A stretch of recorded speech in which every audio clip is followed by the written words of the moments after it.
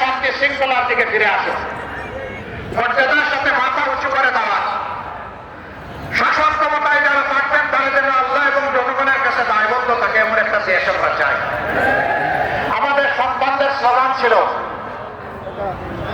বুকের ভিতর তুমুল ঝড়, বুক পেতেছি গুলি পাও।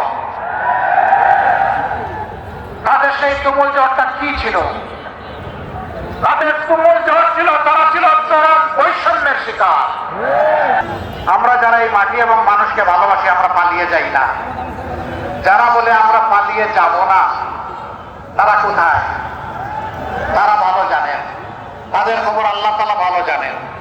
এমনকি একজন দুর্দর্শ বিচারপতি, যিনি কার্যত একজন অ্যাক্টিভিস্ট রাজনীতিক হিসাবে কাজ করতেন, আদালতে বসে রাজনীতির বানিয়া ওড়াতেন, তিনি শেষ পর্যন্ত ঘুমায় কলাপাতায় ঘুমাইয়া দেশ ছাড়তে বাধ্য হন। কেন রে ভাই, আপনার এইরকম কেন কলাপাতায় ঘুমাতে হবে?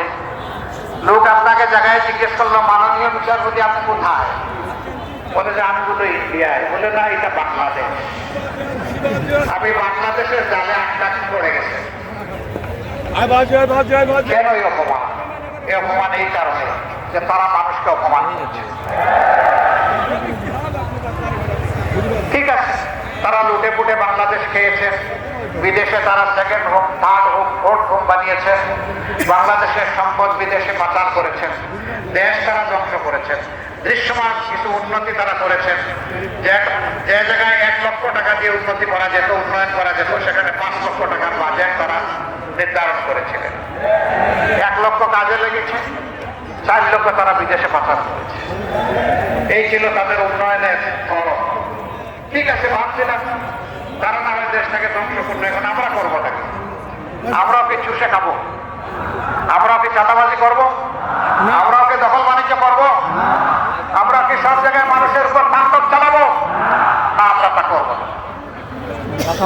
আমরা 5 আগস্ট আমাদের সহকর্মীদেরকে আহ্বান জানিয়েছিলাম, ধৈর্য ধরুন, শান্ত থাকুন এবং দেশকে ভালোবাসুন, মানুষকে ভালোবাসুন।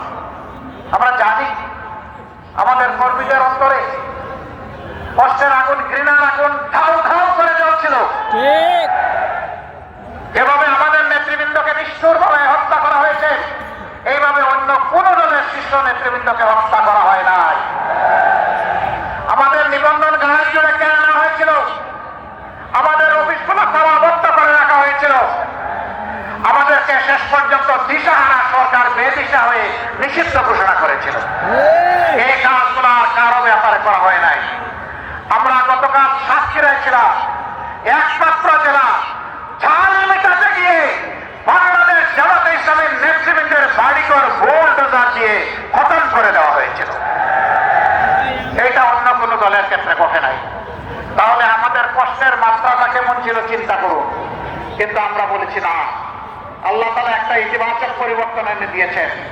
হিংসা রাজনীতির বিস্তৃতি আমরা ঘটাতে চাই না।